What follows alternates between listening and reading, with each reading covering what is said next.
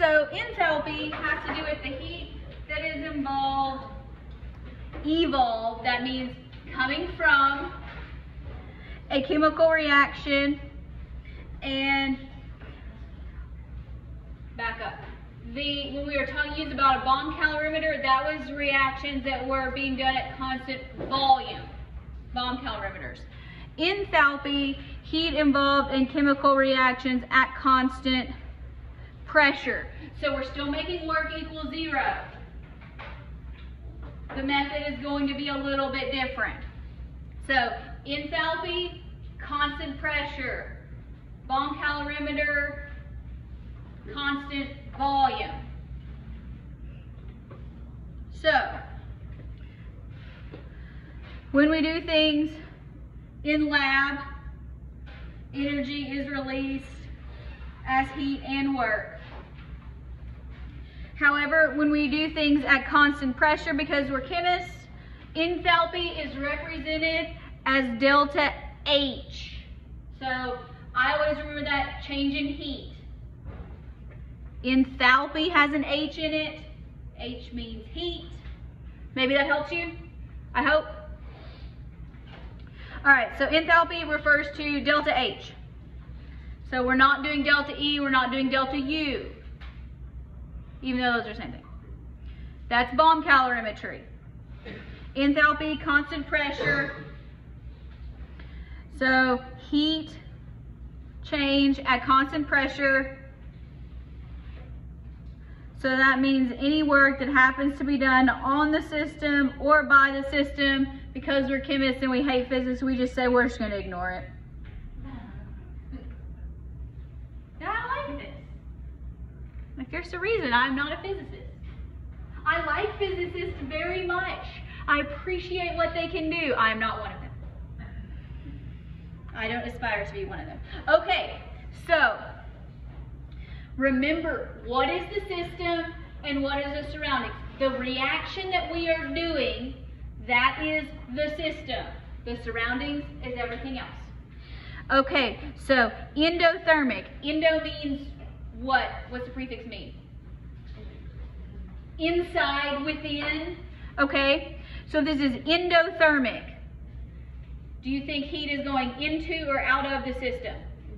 Into the system. Heat going into the system will be positive or negative? Positive. Very good. It is positive. That means it absorbs heat. Heat is going into the system. So when you initially feel this reaction in your hand, it is going to take heat from your hand, because your hand would be surroundings. If you have a beaker and you have this reaction in your hand, it's the reaction in the beaker. You have the beaker in your hand. We're not doing chemical reactions in the palm of our hands.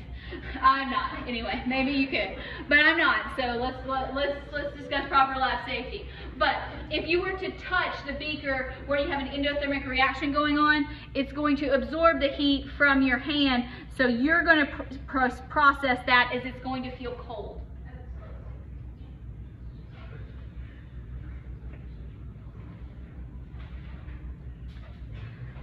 So exothermic, external heat is leaving the system, so it is releasing heat. So again, picture a reaction in a beaker that you are holding in your hand. When the system releases energy, we call that positive or negative? Negative. Negative going out of the system. It is leaving the system, so it is negative.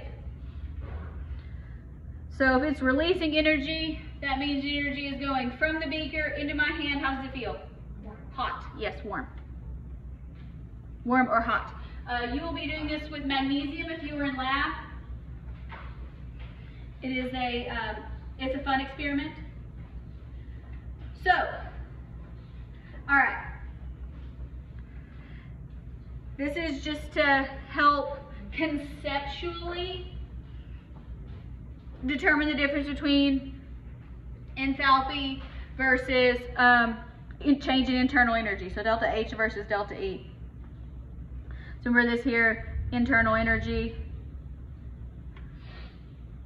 Okay.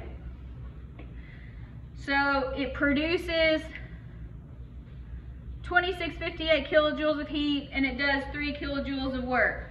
So if we're doing delta H, what would delta H be? Negative. Yes? Negative.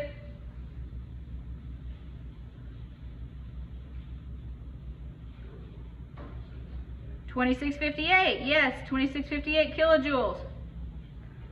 What do we do with 3 kilojoules of work? Absolutely nothing. We ignore it. We ignore it. So that's why we like delta H. Because in the grand scheme of things, it really doesn't matter because 3 is a lot less than that. Significant figures, you know. All right, now delta E, remember that is heat and work. So here we have heat that's released, so that's going to be the same thing, negative 2658 kilojoules. But we do have to factor in work. So this is work done by the system. Work done by the system is positive or negative? Negative. Work done by the system is negative. So we can say, you can either say minus, I like to say plus negative 3 kilojoules. So what's that? Negative 2661. This is what we like in chemistry. The only time I care about delta E is if I get to ignore work with the Baum calorimeter. So, everybody's favorite, stoichiometry. All right. Delta H with the subscript RxN stands for enthalpy of a reaction. So, delta H reaction is usually how I say it. And delta H reaction is officially defined as the amount of heat that is absorbed or released by a reaction as it is written. So we only care about the forward reaction, we don't care about a reverse one. And that always occurs at constant pressure.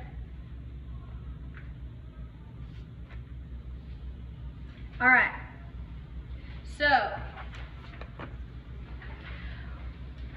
before we get too crazy here, I'm going to point out that this is a balanced equation. And this is where I'm going to say that somebody is going to raise your hand and go, no, you can't have 3 halves here. We're going to have to be okay with it because physicists help determine thermodynamics, so we have to live within their rules, and they say fractional coefficients are okay. I don't like it. But, so, yes, this is considered balanced. If you want to get rid of them, you can. I don't recommend it. But, do you see here, within this balanced chemical equation, you also have this delta H reaction. Don't worry about the 0 right now. This is all one thing. This goes with this. This goes with the whole equation. So you can treat this as a stoichiometric quantity. So that means you can use mole ratios to deal with delta H. Let me show you how. So if we have a complete reaction, 5.56 kilograms of nitromethane, which is this. All right, so the first thing we should do is we should get to moles. So let's start that process. 5.56 kilograms.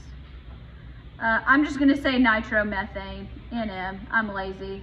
All right, how should we get to moles?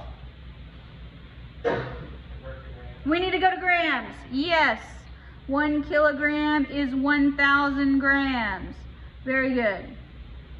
Now what should we do? Now we need to convert to moles. How do we do that? Periodic table, molar mass. Nitromethane. All right. Somebody double check me here while I do this, because then I'm a periodic table out. Plus times 3 plus 14 plus 16 times 2. I got 61.03. Anybody get somewhere around 61? All right, we're gonna go with that. Equals 1 mole nitromethane. All right, the question is not asking us for nitromethane, it is asking us for heat. So we are trying to find heat. This is where delta H is a stoichiometric quantity. Get used to that because we're going to be using that in other forms both this semester and next semester. So look at your equation. How many moles of nitromethane are in the equation? 2. Write it down. 2 moles nitromethane. Okay? So this equation tells us that every 2 moles of nitromethane that we burn gives off 1,418 kilojoules. So you write that as your conversion. Make sure and write it as negative because it's negative here. 1,418 kilojoules.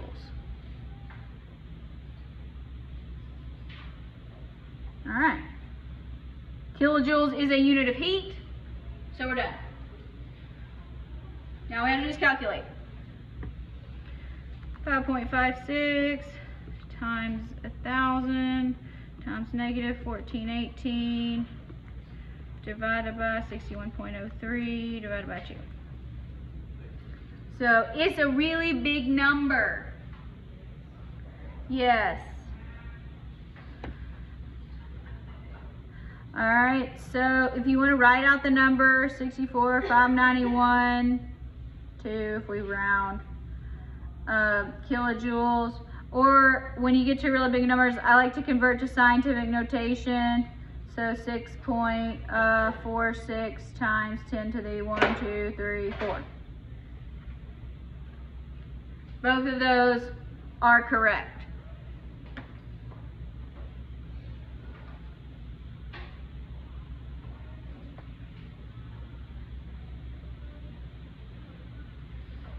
So, remember when I said you can't have fractional coefficients? If you wanted to get rid of this and multiply everything by 2, you can. You multiply everything by 2. You have to also remember to multiply that by 2 though. So that's why I generally don't deal with it.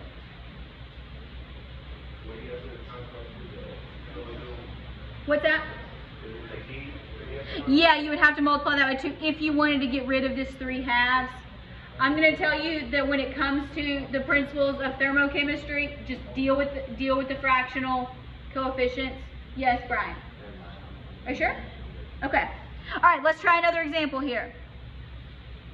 LP, liquid propane, and somebody's grill has 13.2 kilograms of propane in it. How much heat is released if we blow up the whole tank? I recommend not doing that at the same time. But let's see what would happen. Let's see how bad we would get burned. Where should we start? 13.2 kilograms, yes. Kilograms, C3H8. Same thing, we need to get to grams.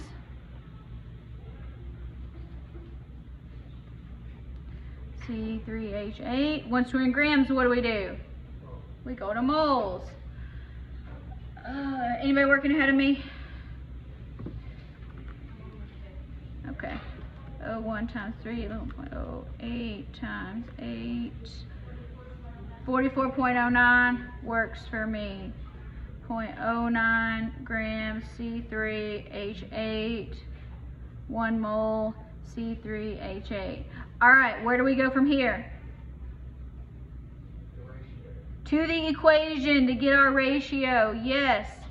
All right, so right now we have moles of propane. So how many moles of propane are in the equation?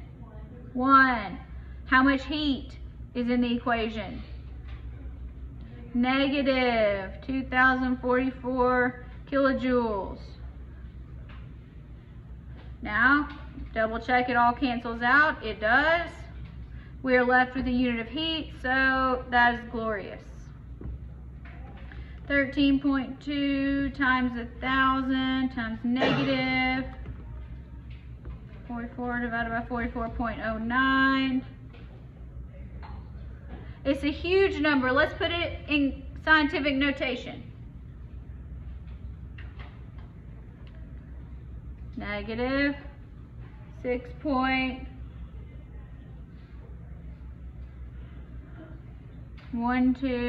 What's our power of 10? It is 5 kilojoules.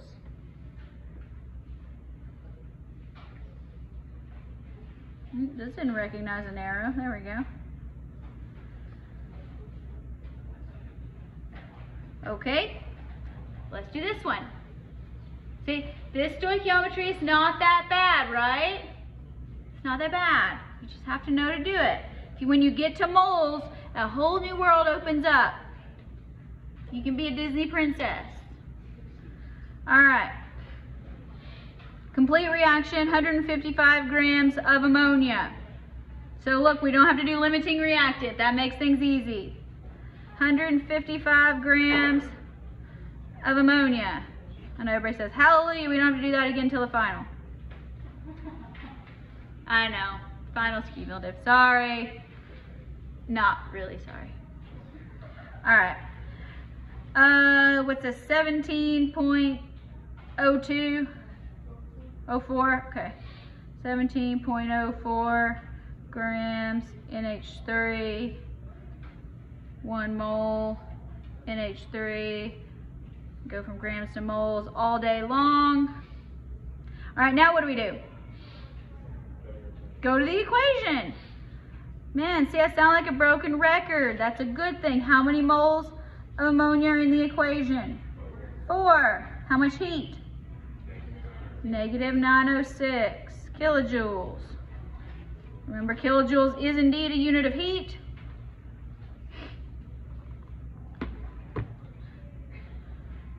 So 155 negative 906 divided by 17.04 divided by 4. Not quite as massive, but still large. 2060 kilojoules.